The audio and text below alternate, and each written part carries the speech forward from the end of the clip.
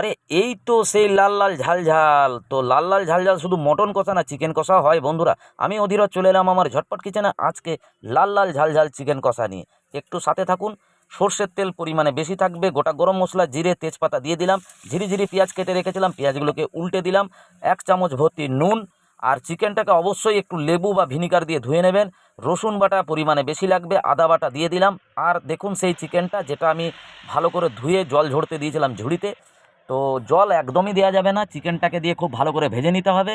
ভাজার কাজ আমার মোটামুটি হয়ে এসছে। 2খানা বড় সাইজের টমেটো, হলুদ, জিরে গুঁড়ো, ধনে গুঁড়ো, কাশ্মীরি লঙ্কার গুঁড়ো একটু বেশি করে দিয়ে দেবেন, কাঁচা লঙ্কা বাটা, যেহেতু আমি ঝাল বেশি খাই কাশ্মীরি লঙ্কার গুঁড়ো সবসময় একটু বেশি দেবেন, কারণ কালারটা যদি লাল লাল করতে চান।